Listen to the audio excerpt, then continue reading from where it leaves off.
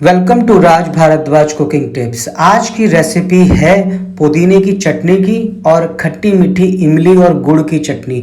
जो चटनी हम मार्केट में खाते हैं ना, टिक्की के ऊपर, समोसे के साथ, इवन दही बल्ले के साथ, वो आज आप घर पे बनाना सीखोगे। वीडियो स्टार्ट होने से पहले मैं आप सबसे रिक्वेस्ट करूंगा, मेरी प्यारी सी यूट्यूब फैमिली का हिस्सा बनने के लिए, मुझे सपोर्ट करने के लिए वीडियो को लाइक और चैनल को सब्सक्राइब ज़रूर करिए। साथ ही बेल आइकन को भी ज़रूर दबाइए। इससे होगा ये कि जब भी मैं कोई नई रेसिपी डालूंगा सबसे पहले आपके पास नोटिफिकेशन आएगा और आप मेरी वीडियो सबसे पहले देख पाएंगे। जैसे कि आप जानते हैं कि चटनी दो है, एक हमारी पुदीने की चटनी, सेकंड हमारी गुड़ और इमली की चटनी। तो स्टेप बाय स्टेप करके मैं आपको दोनों के इंग्रेडिएंट बताऊंगा और साथ ही मैं आपको बहुत ईजी तरीके से बताऊंगा कि आप मार्केट जैसी चटनियाँ घर पर किस तरह से बना सकते हैं। साथ ही बिल्कुल आसान तरीके से दोनों चटनियाँ बनाएंगे। तो सबसे पहले स्टार्ट करेंगे हम पुदीने की चटनी की, राइट। चलिए देखते हैं पुदीने की चटनी बनाने के लिए हमें किन किन सामान की ज़रूरत पड़ने वाली है। यहाँ मैंने लिए हैं कुछ गार्लिक, 3 से 4 पीस। यहाँ 1 टीस्पून लिया है मैंने जीरा, अकॉर्डिंग टू टेस्ट सॉल्ट, नमक। यहाँ पर कुछ लिए हरी मिर्चें, 8 से 9 हरी मिर्चें। यहाँ पर मैंने लिया है छोटा कच्चा आम और लिया है 1 प्याज। और ये है पुदीना, फ्रेश पुदीने की एक स्मॉल सी गड्डी, यानी अगर मैं वेट में बोलूँ तो 100 ग्राम, 100 ग्राम ही मैंने लिया है यहाँ पर धनिए का। इन सब सामान की ज़रूरत हमें पुदीने की चटनी बनाने के लिए पड़ने वाली है। खाने के साथ अगर चटनी मिल जाए तो खाने का स्वाद दुगना हो जाता है, और अगर चटनी पुदीने की हो तो सोने पे सुहागा होता है। पुदीने की चटनी का स्वाद बहुत अच्छा होता है, जिसे केवल देखकर ही लोगों के मुंह में पानी आ जाता है। भाई मेरे मुंह में तो पानी आ जाता है। पुदीने की चटनी को हम दाल चावल के साथ, स्नैक्स के साथ खाया जाता है ना। लेकिन अगर आप एक ही तरीके की पुदीने की चटनी खाकर बोर हो गए हैं तो आपको कुछ नया ट्राई करना चाहिए। इस वीडियो में मैं आपको बताऊंगा कि हम पुदीने की चटनी को 2 तरीके से कैसे बना सकते हैं। आपने वीडियो में देखा होगा, मैंने हरी मिर्चों के साइड के जो डंडल होते हैं उसको निकाल दिए हैं, और हरा धनिया को भी हमने, जो इसके साइड के एक्स्ट्रा डंडी होती है उसको भी निकाल दिया है। हरा धनिया और पुदीना बहुत ज़्यादा फ्रेगनेंस देते हैं। यकीन मानिए कि पूरे किचन में धनिया और पुदीने की बहुत अच्छी खुशबू आ रही थी। और साथ ही साथ आपने ये भी देखा होगा कि मैंने पुदीने को भी एक एक पत्ता करके अलग निकाल दिया है। पुदीने को आपने अलग करने का सबसे अच्छा तरीका है कि आपने ऊपर के जो टॉप होता है उसको थोड़ा सा तोड़ना है और पूरे डंडी को खींचते हुए नीचे लेकर आ जाना है। पुदीना आपका क्लीन हो जाता है। इसी स्टेज पर आप देखेंगे मैंने एक लिया था बाउल, बाउल में डाला पुदीना, धनिया, हरी मिर्चें, और यहाँ पर गार्लिक भी डाल दिया है और अनियन भी डाल दिया है, प्याज भी डाल दिया है। अब इनको अच्छी तरीके से ना 2 या 3 पानी से मैं वॉश करूँगा।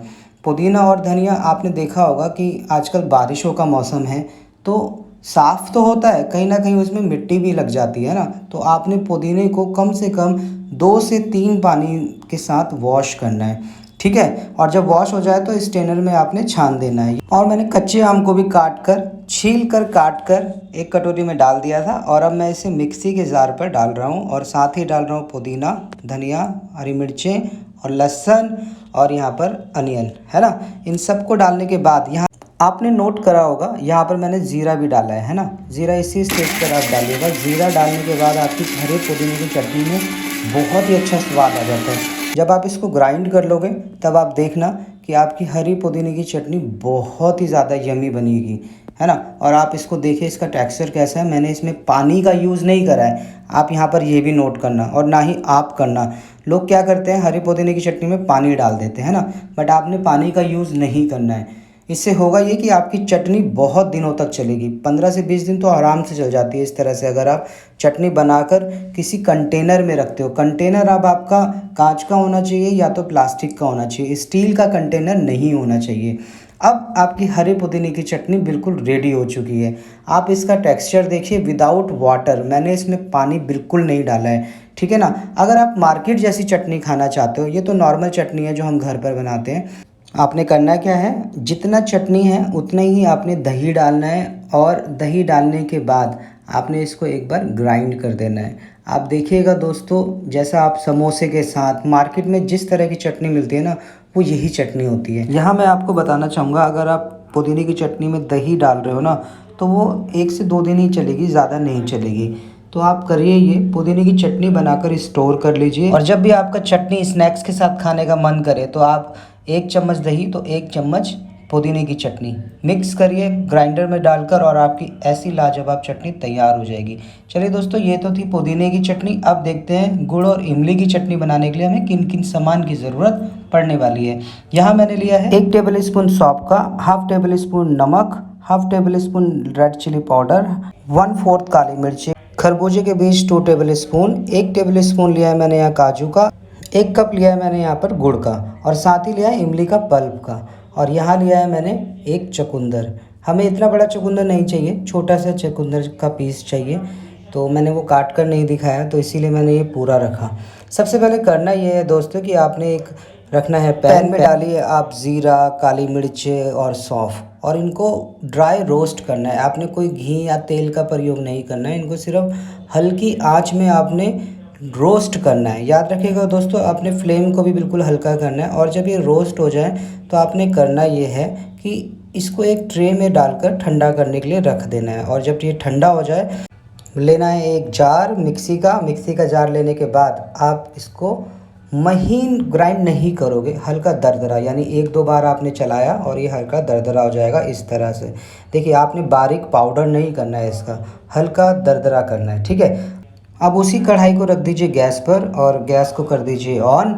उस पर डालिए 1 टेबल स्पून घी का, और घी डालने के बाद आप डालिए उस पर रेड चिली पाउडर डालने के बाद आप डाल दीजिए गुड़ को भी। गुड़ डालने के बाद इस पर आप डालिए पूरे 2.5 कप पानी का, ठीक है। 2.5 कप पानी डालने के बाद इसी स्टेज पर डालिए इमली का पल्प को। इमली का पल्प डालने के बाद आपने करना यह है कि चुकंदर के 4 पीस बना लेने हैं या 2 पीस बना लेने हैं। बेसिकली चुकंदर मैं इसमें डाल रहा हूँ कलर लाने के लिए। यहाँ मैं किसी भी फूड कलर का यूज़ नहीं कर रहा हूँ, यहाँ मैं नेचुरल चीज़ों का यूज़ करके इसमें कलर लेकर आ रहा हूँ, इसीलिए मैंने डाले चुकंदर। जब 2 से 3 उबाल आ जाए तो आपने चुकंदर को हटा देना है। चुकंदर का रोल सिर्फ यहीं तक था दोस्तों। उससे होगा ये कि आपकी चटनी का बहुत अच्छा रेड कलर मिलेगा और नेचुरल रेड कलर मिलेगा। ये ऑप्शनल है, अगर आपके पास फूड कलर है तो आप वो भी डाल सकते हो। मेरे पास चुकंदर था तो मैंने इसलिए इसमें डाला। आपने देखा होगा मैंने नमक भी इसी स्टेज पर डाल दिया था, और साथ ही डाला था इसमें जो हमने भुने हुए रोस्टेड मसाले बनाए थे ना, वो भी इसी स्टेज पर डाल देना है, ठीक है।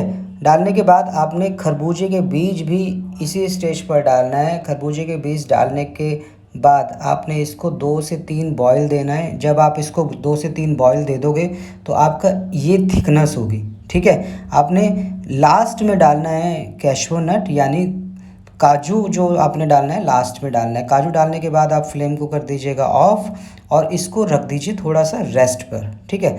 अब मैं आपको इसको दिखाता हूँ कि 5 से 10 मिनट छोड़ने के बाद इसकी थिकनेस कितनी अच्छी होगी और कितनी परफेक्ट। गुड़ इमली की चटनी का नाम सुनते ही कई लोगों के मुंह में चटनी का खट्टा मीठा सा स्वाद महसूस होने लगता है। गर्मियों के दिनों में गुड़ इमली की चटनी सेहत के लिहाज से काफ़ी फ़ायदेमंद होती है।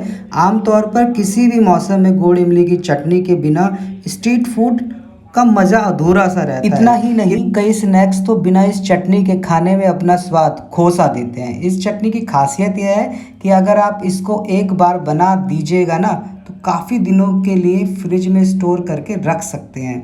देखिएगा दोस्तों, चटनी बिल्कुल रेडी हो चुकी है। आप देख रहे होंगे इसकी थिकनेस और इसकी स्मूथनेस देखकर आपको लग रहा होगा कि परफेक्ट चटनी बनी है।